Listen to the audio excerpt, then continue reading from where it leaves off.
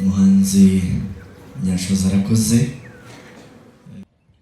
Banyakubahwa abasenateri, banyakubahwa abadepite b'inteko nshinga amategeko y'u Rwanda, umuyobozi w'ingabo mu ntara y'Iburengerazuba, umuyobozi wa polisi y'igihugu mu ntara y'Iburengerazuba, nyiricyubahiro musenyeri wa diyoseze ya Nyundo, abayobozi muhagarariye Ibuka na Vega muri hano, abayobozi mwese mu nzego zitandukanye, imiryango ifite abo twibuka uyu munsi, baturage mwese mwitabiriye iki gikorwa cyo kwibuka ku nshuro ya 32 Jenoside yakorewe Abatutsi muri 1994.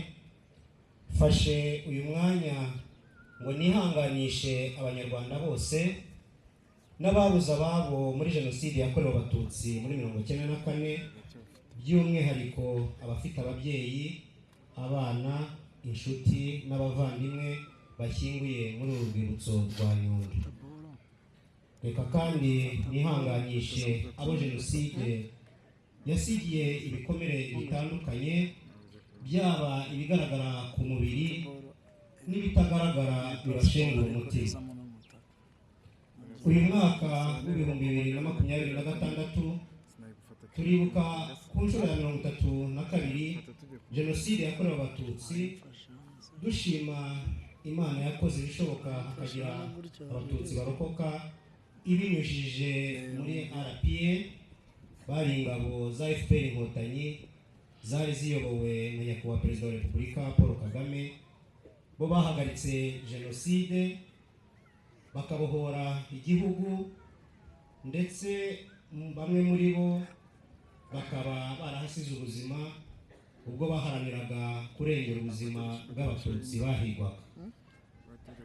Turashima cyane izo ntwari zitanze zikarokora bake mu Batutsi bicwaga, zaba izikiriho turi kumwe hano, zaba zatabarutse nyuma y'urugamba rwo guhagarika Jenoside yakorewe Abatutsi no kubohora igihugu, ndetse n'izatakarije ubuzima bwazo ku rugamba.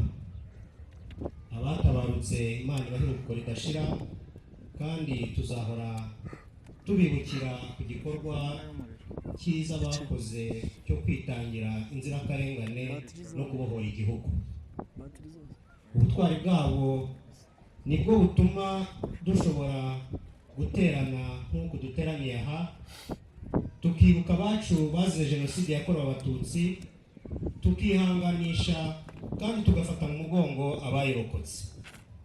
Ni nabwo kandi butuma dushobora kwamagana ubugwari bw'abayiteguye, abayikwirakwije, abayishyize mu bikorwa, ababateye inkunga, ndetse tukamagana abagifite ingengabitekerezo ya Jenoside n'abaterankunga babo.